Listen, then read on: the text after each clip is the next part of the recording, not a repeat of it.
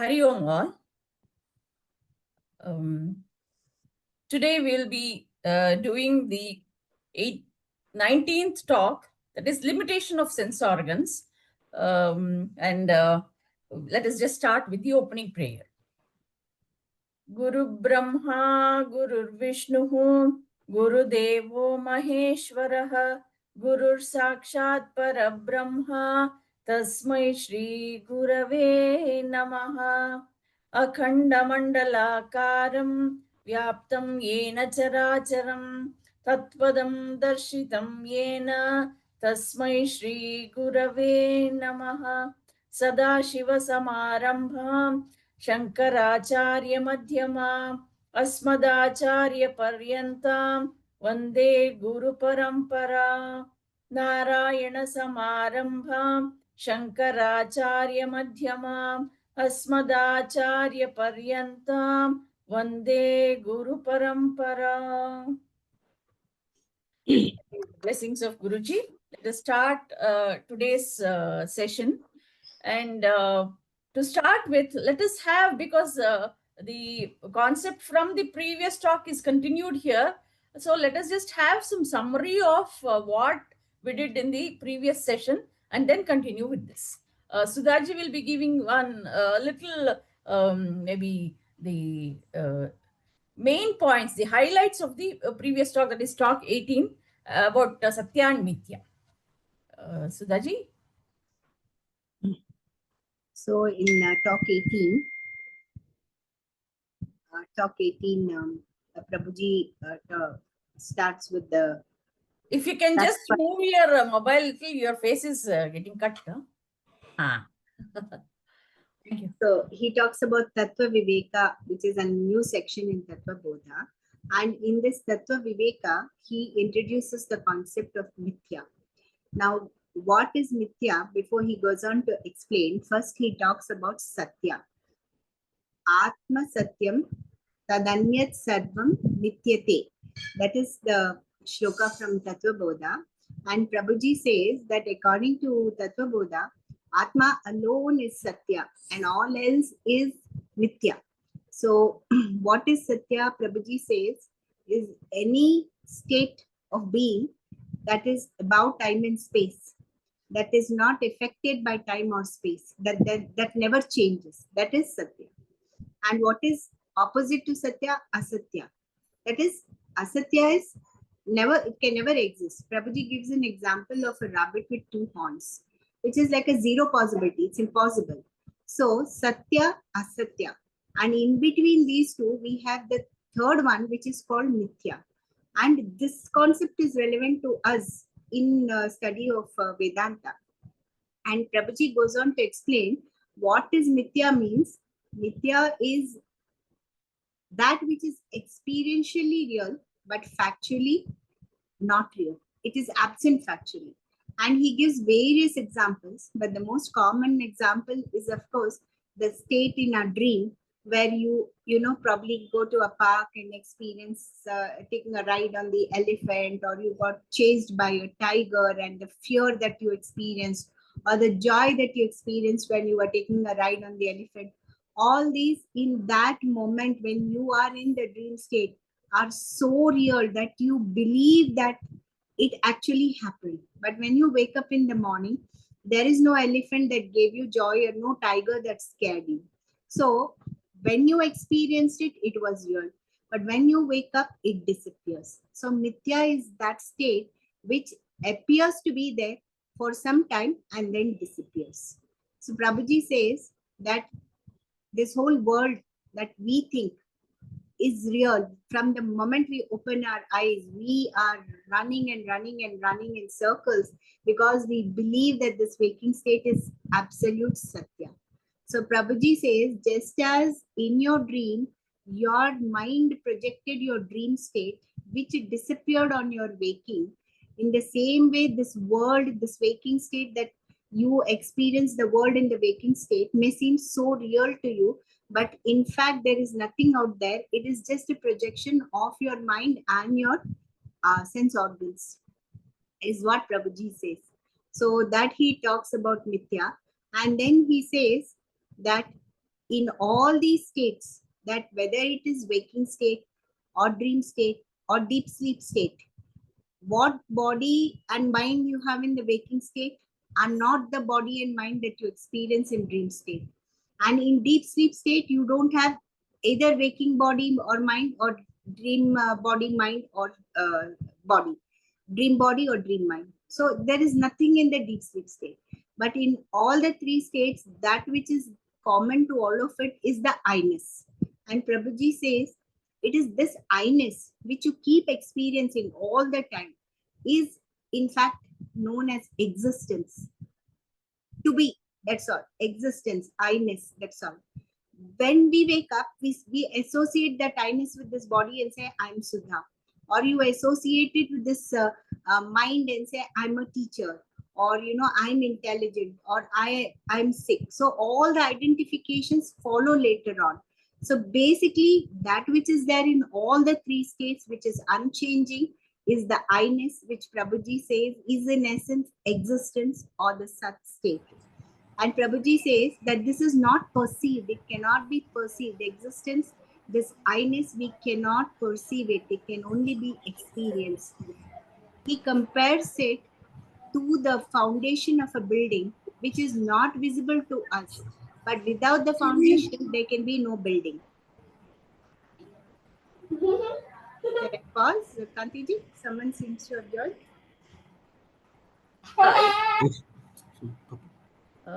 What did you ask, Sudhaji? Some disturbance was there. Shall I continue? Yeah, continue. No, just Bhartish ji joined. It was unmuted. That's all. You please continue. So Prabhuji compares this existence to the foundation of a building, which is never visible to us. But just as if there is no foundation, there can be no building erected. In the same way, if there is no existence, there is no creation.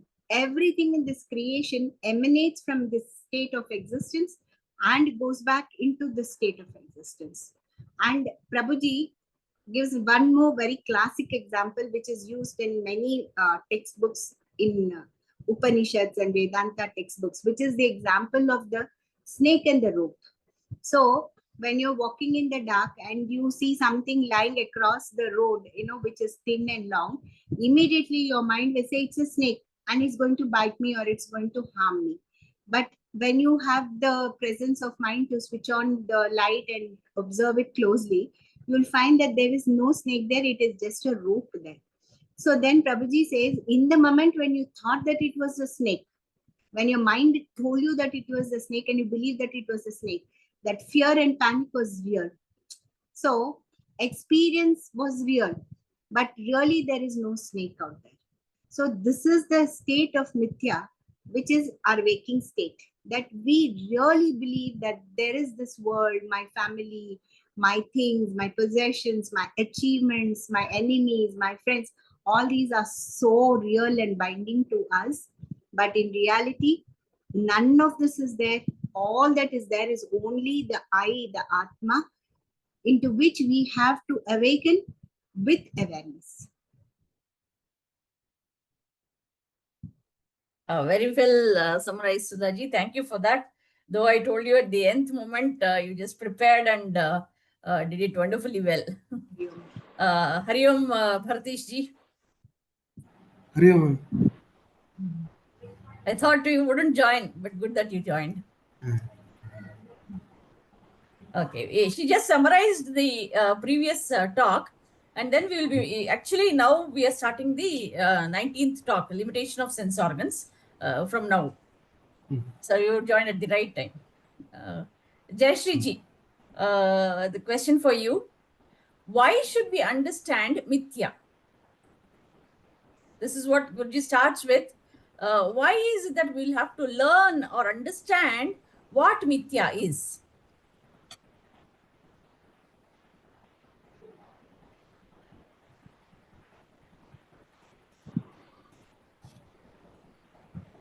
To understand, we have to understand Nitya properly, madam.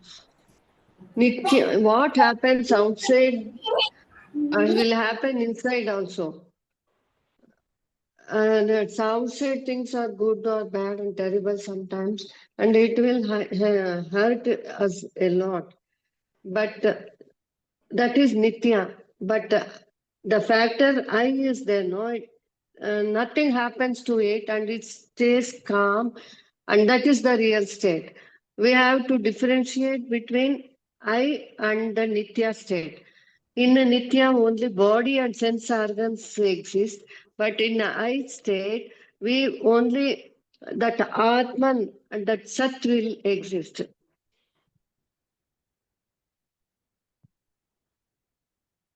Right, madam?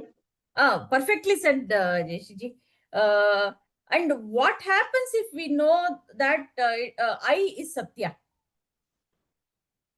One important thing that we should know is, why should it be okay? Whatever you said is completely correct, but one little extra additional information I just wanted from you. That's all. What is it that happens to us if we know what the real I is?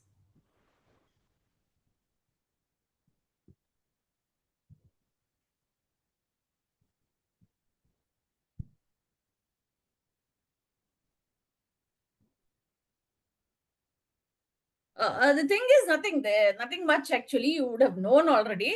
This will give us a lot of inner strength when we operate in the world. That is why, as you said, suffering can be avoided. So we will always be entering into suffering. So that can be avoided. Yes, ma'am.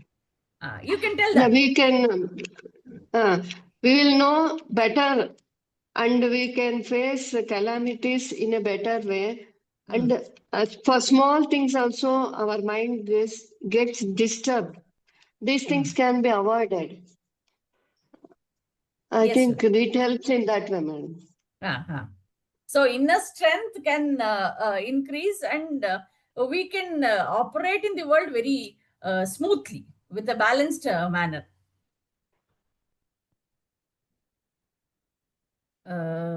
Bharati ji, can I ask you the question? Yes, ma'am. May I know who is the child, because she is very actively wanting to participate here. What's your name? Kanishka. Huh? Kanishka. My name is Kanishka. My name is Kanishka. Okay. Which class? LKG. LKG. School? Come, Tanishka. Hi. Babysitting. In school. Babysitting. Auntie is telling hi to you. Jaisha auntie is telling hi to you. Hi. New member to our family. Oh. Yes. You want to answer the questions? You want to talk here? Matartiya. Want to talk with you. ಮಾತಾಡ್ಬೇಕಾ ಇಲ್ಲಿ ನೀನು ನೀ rhymes ಹೇಳ್ಕೊಡ್ತೀಯ ನಮ್ಗೆ? ಹೊರಗಡೆ ಬಿಡು. ಬಂದು ಕುಳ್ಕೊಳ್ತಿದ್ದಾಳೆ, ತೊಂದರೆ ಕೊಡ್ತಿದ್ದಾಳೆ. ಇಲ್ಲ ಪರವಾಗಿಲ್ಲ, ಅದನ್ನು ಮ್ಯಾನೇಜ್ ಮಾಡ್ಕೊಂಡು ನೀವು ಆನ್ಸರ್ ಮಾಡಿ ಅಷ್ಟೇ. ಆಯ್ತು. ಬಾಯ್. ಸುಮ್ಮನೆ ಹೇಳಿ. There is an example given for mithya. In comparison, there is some correlation that is given by Guruji as to what mithya is with respect to 3D movie. Can you please explain about that? How we can compare a 3D movie to mithya? Means there is multiple role people who are where roles are coming. They are come and go. That was the example which is coming. We experienced that, but it won't remains. And another example that example was elephant, experiencing the elephant. That 5 sense organs. It's like a blind people. It's like 5 blind people. They experience for one will touch the stomach, feel the stomach. One will feel the ear. So different perception. That what sense organs are limited. it has a limited perception. So whatever we experience through sense organ will be limited, so that we cannot perceive complete experience from the sense organ. That was explanation in that video. That's for me. Yeah. Yes, rightly said, Bhartishi. ಏನಾಗ್ಬೇಕು ಅವಳು ನಿಮ್ಗೆ? ಅಕ್ಕನ ಮಗಳು. ಅಕ್ಕನ ಮಗಳ? C ಮಾವ ಚೆನ್ನಾಗಿ answer ಮಾಡ್ಬಿಟ್ರು. ಕ್ಲಾಪ್ ಕೊಡೋಣ? ಕ್ಲಾಪ್ ಮಾಡ್ತೀಯಾ?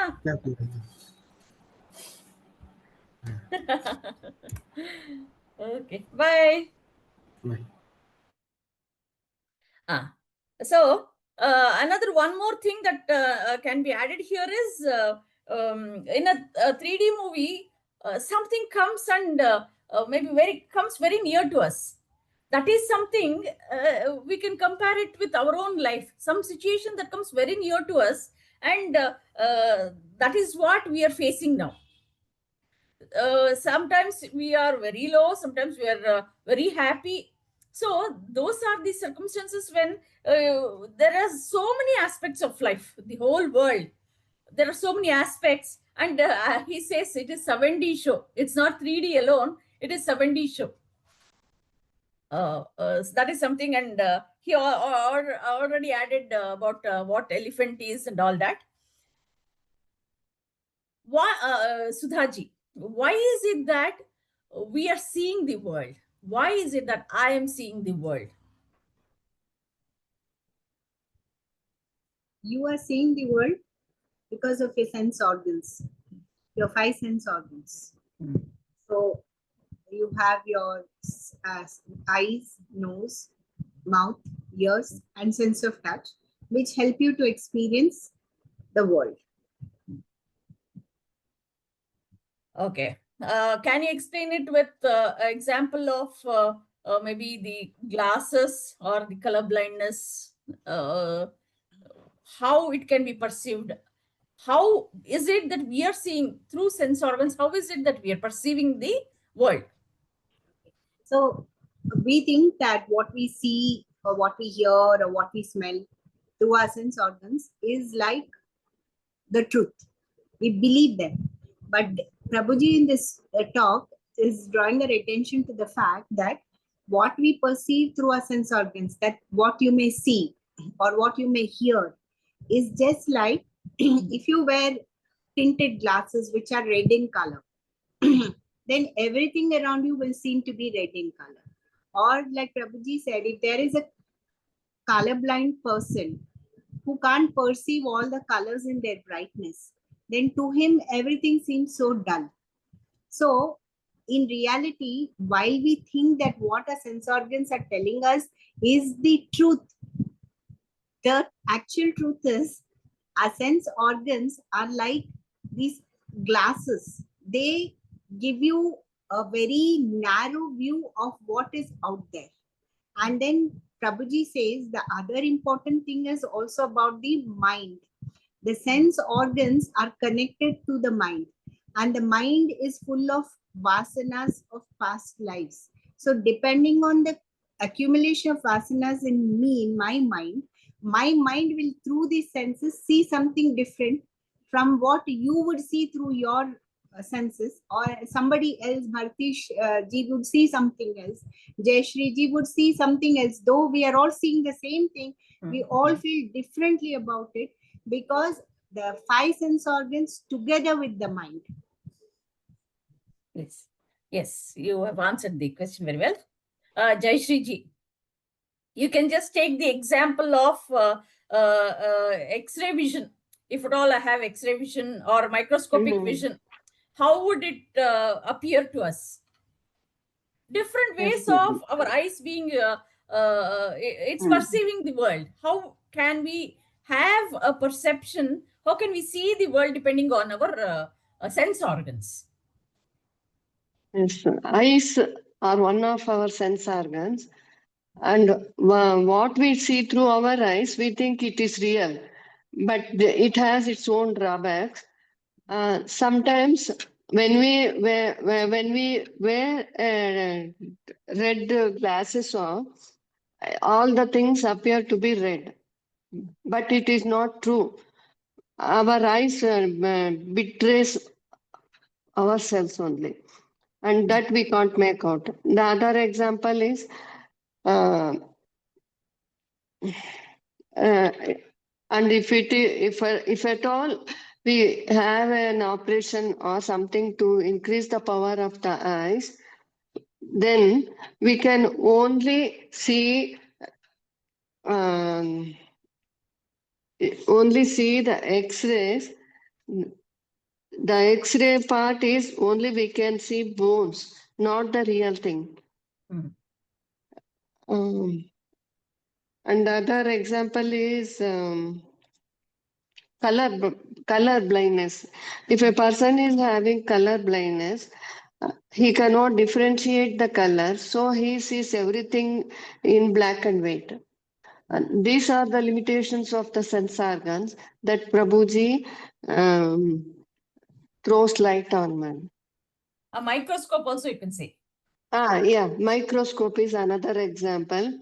If we in the microscope, what we can see is only the electrons floating, but it is not true. Mm. Scientifically, it is true only. But seeing through this eyes is not microscopic eyes, right? That means say we don't have the ordinary. Every day we what cannot be seeing the. Yes. But to live in this world, we need both. We can't live with the presumption that the world is not real and we are real. We can't live and make a living at all. We need both. And we should give more importance for that Atman, Satya, Brahman, what is enhances. And what I feel is that understood. Yes, very true. That is what we will have to learn, right? We cannot just be in an imaginative world. We'll have to live practically, but what is the background with which we'll have to live? What is the substratum to which we'll have to go? Through what we are going to live the life. Then suffering cannot be there. That is something that we saw, you only told previously. So that is why this has to be understood. What is the limitation of the sense organs? If we understand that, then what is mithya, what is satya, all those can be understood. Bharatish ji, can you just tell how can we rely on our sense organs?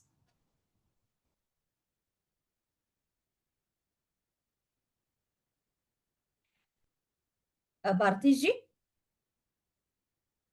what is the reliability of Bharatish ji? What is the reliability of understanding the truth through sense organs? How can we rely on our sense organs? Can we rely or not at all? But what is happening actually? How can we depend on our sense organs? We can rely on our sense organ to some extent to perceive the things, to worldly things, dealing worldly things. For some extent, we can rely on the sense organs, but it is perceived. We are perceiving again the mithya, so it has some limitations in understanding the reality, satya. Correct. So that means say can we rely? See, this whole thing is not our mithya life that we are dealing with. It is basically understanding the Atman or the Brahman or the real I. So that means say in that concept, can we rely on the sense organs? In that we cannot rely on sense organ. We cannot rely on the sense organs. So, but for our practical life, we will have to have our eyes, ears, nose, everything. We must be there. But that apart, that is happening. But what is the underlying truth for all that to work? that must be understood. When we are into this Tattvabodha lesson, the Tattvabodha text, how is it that we are understanding our sense organs? How is it that we are understanding the Atman within us? So for that understanding, all these examples, correlations are needed. So as you said, the blind man's example, you only told that. Why is, okay, what happens with 5 blind men? You can just continue with that. If at all the 5 blind men are feeling the big elephant that is there in front of them, what will each, because they don't know how it appears, there is no perception, or they haven't seen it earlier, now they are feeling one part of it. So what happens then to them? How will they describe an elephant? Suppose each one of them experience the feel that what the quality that elephant by touching it, and based on that they feel, someone feel touches the ear and they feel that this is elephant. Hmm. Hmm. Someone feel that leg and they feel elephant is like this, it's like a pillar, like they feel like that. So it is not truth, but for them this is what the elephant will be. So this is the perception we get through this blind sense organ.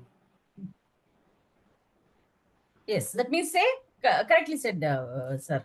The thing is, whatever our perspective is, we just perceive from that particular direction only. Oh. Say, if I understand this 5 blind men touching, I just imagine that he is touching the leg. So he can understand, feel it, maybe he can think it as a tree trunk. If at all he has experienced the trunk, he can imagine only that. Or something else, maybe if at all he has felt some rough leg of some person, then he can think of leg. But it's such a huge leg, nobody will have. So each person has his own, maybe in our own life, the same situation is experienced by 2 different people in the same house. Each person is unique and they will perceive it in a different manner. So it may be positive, it may be negative, it may be same, it may be different. Anything it can be. But my perception depends on myself. Okay. Thank you, sir. Ma'am, I have a question. And in that video, Prabhuji has mentioned that suppose a cow come into early morning, it It's will a little later. I'll come to that. And the 2 questions are there, then we'll deal with that question. Okay, we are still behind. Okay. Okay. So, though these are answered, again, I'm asking Sudhaji, what is world and should we enjoy the world or not?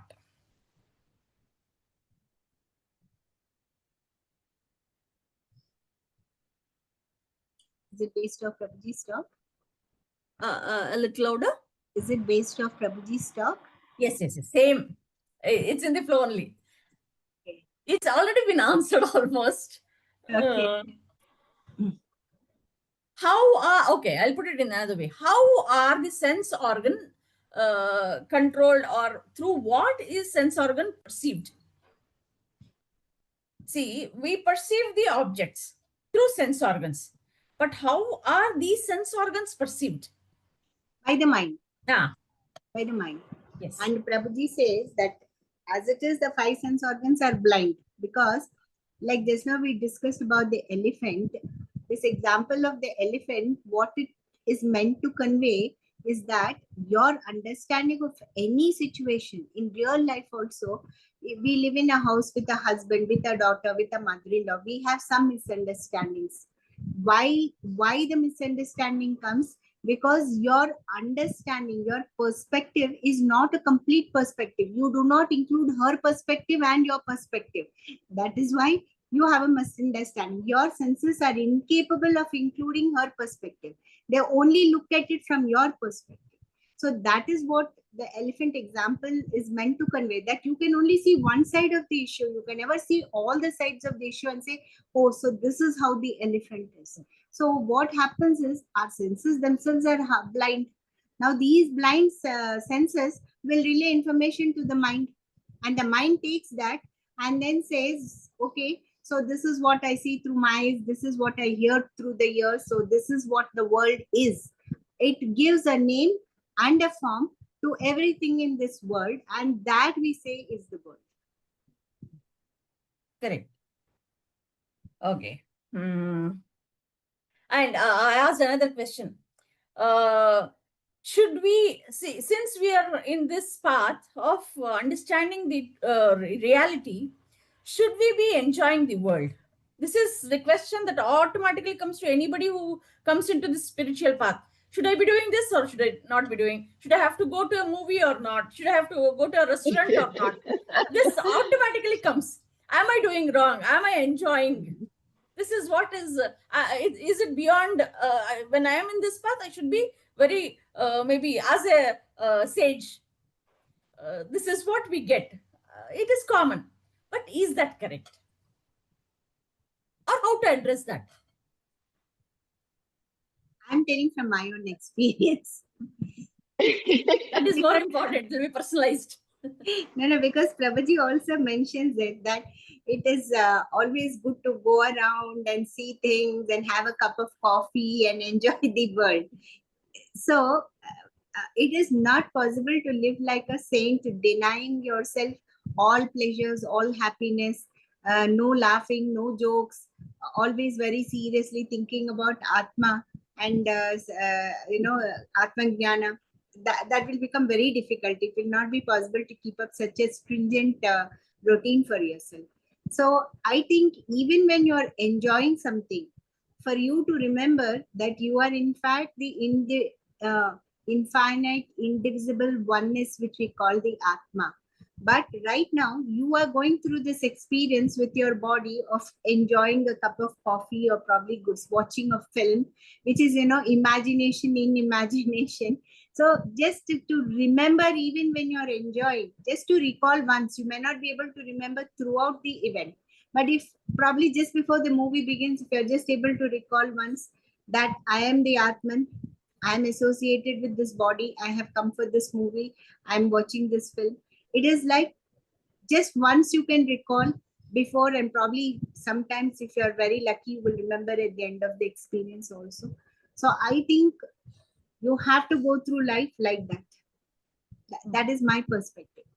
Yes, that is very true, and that has to happen, because otherwise we will not continue in spiritual life at all. We will not pursue it. Yes. Because we are putting stringent action and stringent control over what is naturally has to happen. So it's that we will have to have an understanding of what world is. So now that we are dealing with Mithya and Satya, we must know that this is not going to give me permanent happiness. Maybe the movie or the restaurant or the coffee, whatever, that will not give me the happiness that is ultimately needed. That is the understanding that we must have, not deprive ourselves of the small things that we derive happiness out of which. Even Ramana Maharshi says that if it doesn't, say, if at all I have to have a maybe some sweet or some dish which is very tasty, it's okay to have, because it doesn't arise any more extra desires. So then that's okay to have that. So when it doesn't lead to any other desires, it's okay to do. Satisfy that. When that is arising, it's satisfy. Even when you're doing meditation, when a mosquito comes and sits on your hand and bites, should you have to attend to that, or should you be concentrating on the meditation or the silence that you're doing? So then again, there's a desire to hit that or remove that that feeling of itch. So it's okay to do it. Continue to do so. Here, you're not depriving anything, because you're a human being. As a body, you are here. So the only thing is, what is real, what is unreal. That ultimate truth has to be, all these are very useful for our living. You cannot forgo all this. What is real? Sense organs will never figure out the reality. So through sense organs, we are feeling the mosquito bite, everything. But it just projects the unreal thing So we will have to seek the reality is what is to be understood. The clarity of mind must be, we must get that clarity in ourselves. It's okay to do all this, but ultimately what is to be thought of. But basically what is happening is the sense organs basically cheats us. Oh, see, the mind, which the sense organs are controlled by the mind. Mind is our world. So the mind cheats us always. So if we sit for meditation, it tells something. You go here, you go there. See, the mosquito is coming here. All these are told by, indicated by the mind, because the skin is the mosquito sits on the skin, and that is sensed by the mind. The mind says that you hit it, or you just make it go away, something like that. So what is real, what is unreal, all these are the practical life that we'll be leading, because we have the identification of the body, mind, and intellect. So beyond that, we'll have to go in understanding this when we are moving this spiritual path. Okay, now Jayshriji has to answer. Okay, Jayshriji, you just let us know how the cow example has been given with the mind, the perception of the mind being different with each individual. After that, you can ask Bharteshi the question about this. A very good example, madam. As commonly what one person says may not be correct or may not be accepted by the other person. This point we have experienced in our life, and this is true also. And Prabhuji gives a good example like the cow. Usually for Hindus, cow is a divine animal, and we do puja for it. So when a Hindu comes across a cow, his divinity increases. But a non-veg eater who eats cow, he thinks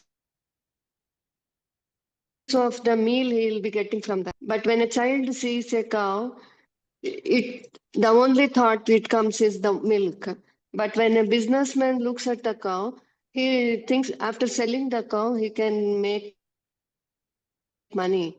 And these are the different things which the mind, which comes to our mind when the same cow is seen by these people.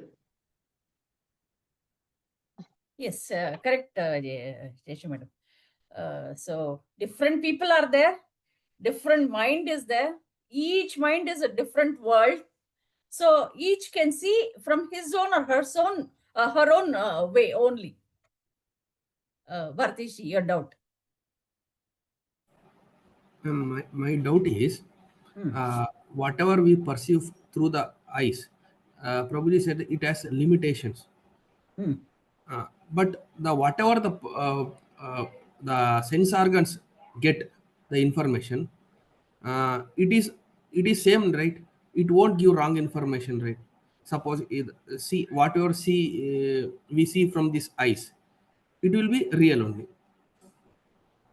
For me also real, for you also real, some other also real. But the thing is, I whatever I see, it is pursued by the mind. That mind, whatever registers or whatever it infers from that view will be different. So sense organ doesn't have any prominent role. Is it it So is you only having answered in your previous question, are the sense organ reliable or not? So sense organ basically is controlled by mind. As mind. such, the eyes do not work without the mind. There should be a stimulus that takes into the brain, then the response has to come, and then it is, though there is a lot of activity that happens, the brain cells there, the neurons, all those get the response, and then it gives back to the eyes, and then it can see, be it the ears, be it the nose. When the smell, a different smell comes in, the activity of the nose starts, right? So the ears also, the auditory nerves get activated. All those, there are three different ears, middle ear, all those are there. The parts of the ear, they start to work. And how will that, does that happen? When I start seeing, maybe I'm seeing this monitor, the laptop. So this is taken into the brain, and then brain cells get activated. The nerves give me the direction back that you're seeing this. How does this happen? It is through the brain and the mind. The mind decides as to what is happening now. So the whatever is perceived, it is perceived through the mind alone. Sense organs works through the mind. Correct? Ma'am, my question is, in the previous question that you asked that do we rely on sense organ or not? Here, my question is, there is no question of relying on sense organ because it doesn't I have got any. your question. I missed that answer. Wait. See, seeing, I again told you that we are in this spiritual, we are studying the spiritual text. So where should we see from is something different. We are not seeing it from the mind. So from the previous talks, what we see is the identification of ourselves with the body, mind, and intellect is predominant, and we don't identify ourselves with the real I, the Atma. So there is the difference. So the eyes that see this monitor is the same. The eyes, if somebody else comes and stands here, sees the same monitor. What you say is exactly correct. What we see, maybe if at all you're hearing my voice, all the three of you are hearing the same voice. Yes. So the ear is the sense organ there. What you hear, all the three of you hear. Even I hear that.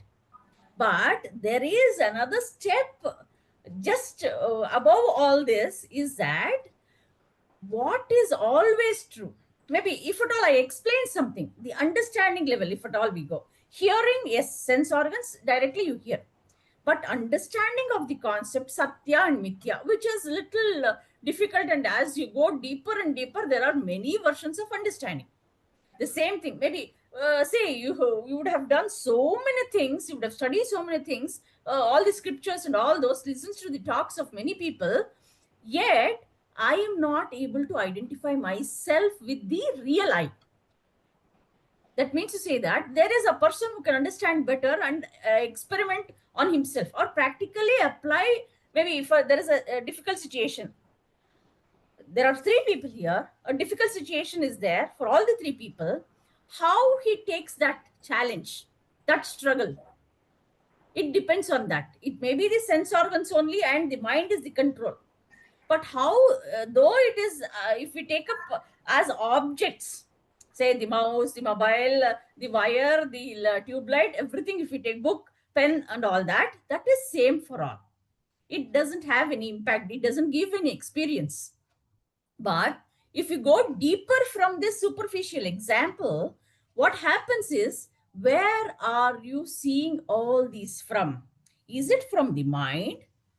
That is mind, eyes, ears, mind and sense organs. Or is it from the Atma? The life experiences, how are you perceiving it, is very important. So here the examples are given. The examples are given in such a way that we should perceive our outer world through the Atma. It's not the sense organs which is actively doing its activity through the ego I. I am seeing this. I am talking. Say, for example, I feel I am very happy in doing this class. I am proud of it. The ego I comes into picture. But if I surrender to the Guru, Guru has done all the talk, and I have understood little of it, maybe to the level possible, to my level, and then let it be useful to the others. And I have been told by him, I am doing this work. So there is a difference of understanding that my perspective of my brain and my intelligence goes beyond the object level. beyond the sense organs. What happens is I surrender to the Guru. That means say that I surrender to the, or I am working from Atma. It is not my ego I that comes into picture. It is the pure I. So you'll have to relate all these examples to this. What we see is something that's correct, but go beyond it. Beyond the mind is what we'll have to do. Got it? So this is where even say the sky is blue, but the scientists say it is not blue. It is the reflection from the ocean, or the mirage. We go for the mirage also. We literally see the water. Maybe on a highway road, you can see that there is a little water that is there. But you go in search of it, but it will be not there. That is what is happening in our life. We are searching for true happiness, but we escape searching for it. We are searching for a temporary happiness with the outer objective world. I hope I answered your question. Okay.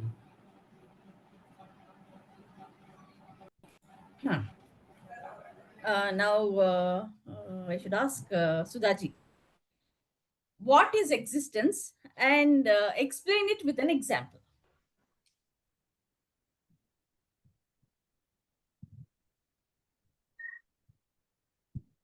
She gave an example also.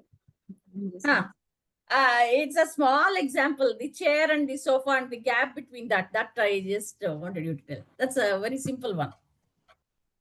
So what Prabhuji is saying, to give a continuity to the discussion. So what Prabhuji is saying is that through your senses, you are perceiving the world outside, relaying the information to your mind, and the mind again gives back instructions to the senses, and the instructions it gives will be dependent on the vasanas which are in your mind. So accordingly, you will be reacting or responding to whatever is happening in this world. Okay, so this Prabhuji says is what is going on. But these senses, while they are useful to help you to live a sansaric life, they are not useful, they are not good enough to help you to understand and experience reality. Now, what is this reality? He is calling this reality as existence. And what is existence? Everything in this creation, whether it is animate or inanimate, living or non-living, is existing. Existence, to be. Everything, all of us have it. I-ness. I-ness is to be. So Prabhuji is saying that this whole world around you is emanating from that existence, and that existence is only God. That is only Brahman. And what Prabhuji is saying, this existence, he is trying to give us an example and say that when you see the gap between two chairs and you say there's nothing there, how can there be existence there? But Prabhuji is saying that even space is from existence. That is why he gives the example of a gap between two chairs, or the gap between the sun and the earth, or sun and the moon. You might feel that it's all empty space, there's nothing there. But if you really want to understand what existence is the substance from which even space comes. So even in space there existence. There is no way that there is no existence. And that existence is called Sat. And Prabhuji says because of its characteristic of being everywhere all the time, it is infinite and it is indivisible. It can never break. That is what Prabhuji says. It cannot break. It cannot break means you cannot divide it into pieces, fragments, say that here there is existence, here there is no existence, or here there is non-existence. No, you can't do any of the thing. Existence doesn't have an opposite. Yes, very well answered. Another two questions. Let us just finish. Anyway, we started late. Bharatish ji, I think it's his chance, right? Or Jayashri ji's. What is Sat? Jayashriji, you can only answer.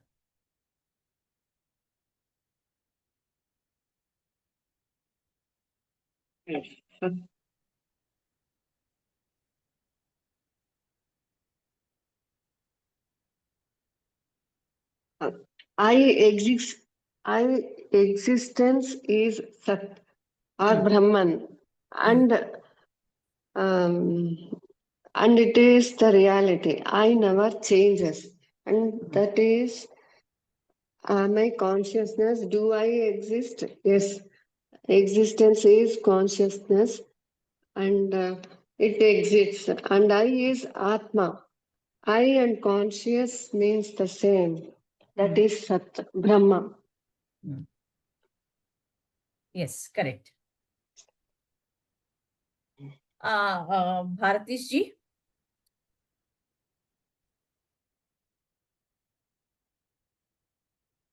There are only two questions. That is, when I say I am body, I am mixing up Satya and Mithya.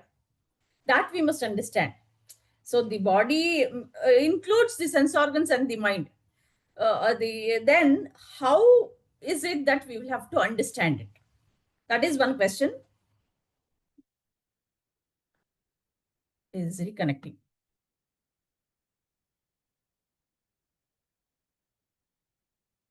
Sudhaji, you can answer this. Then I'll ask the next question, one last question to him, and we'll end it up. So Prabhuji says that to say I am the body is to mix up Satya and Mithya. You are confusing Satya with Mithya.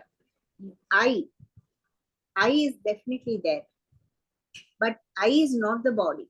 Body is an instrument for the eye, but we won't remember that. You always, the moment you open your eyes, you say, I'm waking up, and your body is waking up. So it means identification has begun, that you have identified with the body and say, I am waking up. So Prabhuji says, this confusion is the cause of all suffering.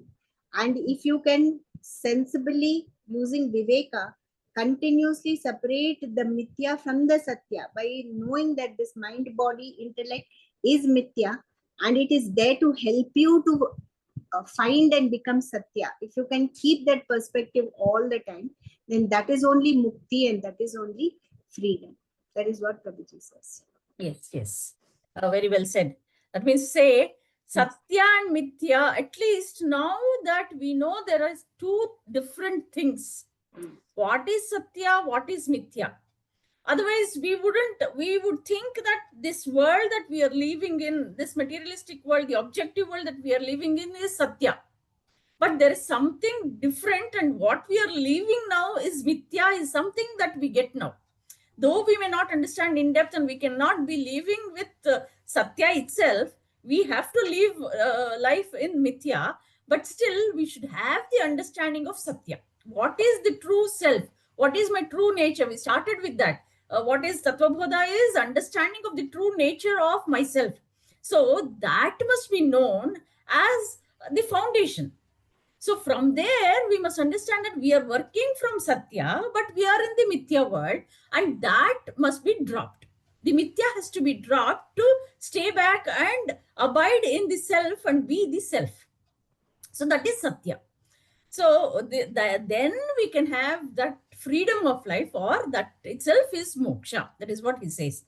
So one last question to Bharatish ji. Why does Mithya tire you? Or and you explain with an example. It is very tiring. Why is it? What makes it very not happy or unsatisfactory? Because world is changing. It is constantly changing, and we are attached.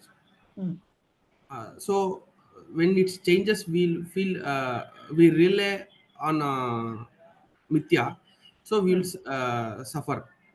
Yeah. So Mithya causes suffering basically. So we suffer because of Mithya. But if we work from the self or the Satya, how will that be? that it is reliant in the self. Hmm. Hmm. There is no reliant mithya. So Hmm. that changing world will never influence the uh, satya, because we are working in the existence. So there is no strain. Correct, correct. So there will be no disappointment, and it is like the mirage. Oh, if at all I see the mirage in this point, after a few yards, and I see another mirage. So you keep running behind one happiness and after another happiness, which doesn't satisfy you. There's no end to it because it doesn't give a complete true happiness with one event, and again there may be suffering. So again you're disappointed and you are not happy. So the true happiness comes whether you have suffering or whether you have happiness. You are always balanced to look at all those things because you are not the ego I, but you are the true self. So that is what is the understanding that we must get, that what is satya and what is mithya. Working through mithya, the body is mithya. The mixing up of the both satya and mithya is what is the trouble. Now that we are knowing what satya is, we must just keep understanding we are working from mithya, but we must work from satya. That is the understanding that we must have. And then Sat Chit Ananda. Jayashree ji or Sudha ji, anybody can answer. What is Sat Chit Ananda?